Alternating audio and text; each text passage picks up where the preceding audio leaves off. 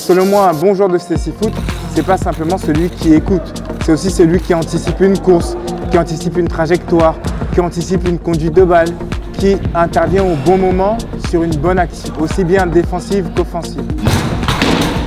Bonjour, je m'appelle Yvan Wanji, je suis âgé de 28 ans, je suis non-voyant depuis l'âge de 10 ans, je joue en équipe de France de cécifoot, bienvenue dans mon univers.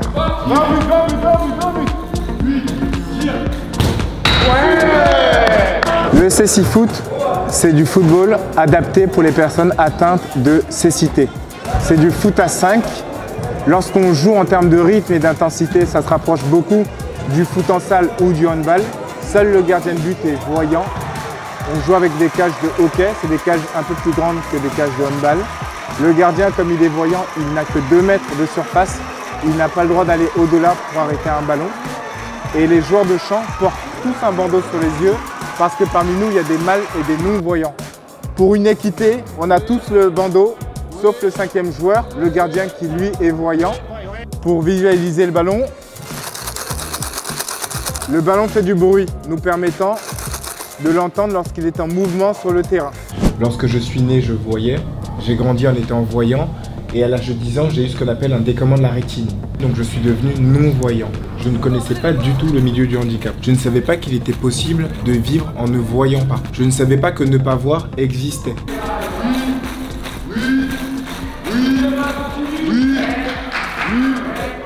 Lorsqu'on joue sur un terrain, comme on ne se voit pas, on compense beaucoup l'absence visuelle par le fait de beaucoup se parler. Il y a beaucoup d'interactions, beaucoup d'échanges sur un terrain. Et par exemple, si je dis j'ai, mes coéquipiers vont savoir que j'ai le ballon. Si je dis perdu, ils vont savoir qu'on ne l'a pas et on va travailler défensivement pour aller rattraper le ballon.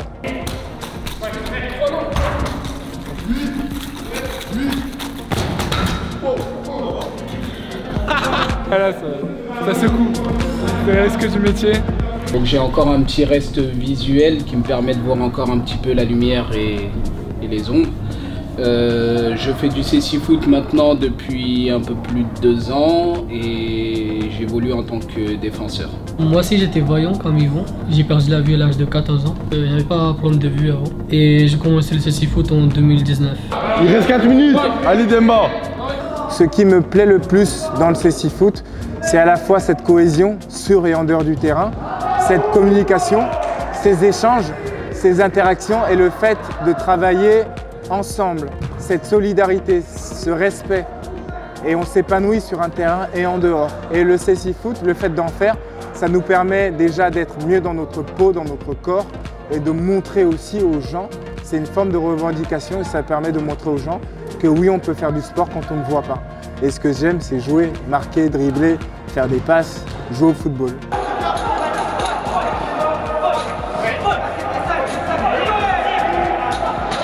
J'ai la chance, le privilège, le bonheur d'être ambassadeur des Jeux Olympiques et Paralympiques 2024. À ce titre, j'interviens lorsque Paris 2024, le comité organise des événements. J'interviens pour mettre en place des activités autour du football et du cécifoot. Et à côté de ça, j'interviens beaucoup lors des conférences ou lors de sensibilisation dans les écoles. Cette écriture s'appelle le braille. Donc le braille, c'est le nom de l'écriture pour les non-voyants. Ça s'apprend, comme vous apprenez à lire avec vos yeux, nous on apprend à lire avec nos doigts. Pour sensibiliser sur le handicap, expliquer comment est-ce qu'on fait au quotidien quand on ne voit pas. Et je mets aussi le public en situation de cécité avec le bandeau afin qu'il pratique et qu'il découvre le cécifoot à travers des ateliers, des passes, des pénaltys, pas mal d'exercices ludiques afin qu'ils comprennent que c'est parce qu'on ne voit pas qu'on ne peut pas vivre, qu'on ne peut pas être heureux et qu'on ne peut pas faire de sport. Oui Nolan, oui, vers moi, pas de soucis, excellent. T'as pas besoin d'envoyer plus fort que ça. J'ai, à droite de Nolan, ton prénom. J'ai, Nathan.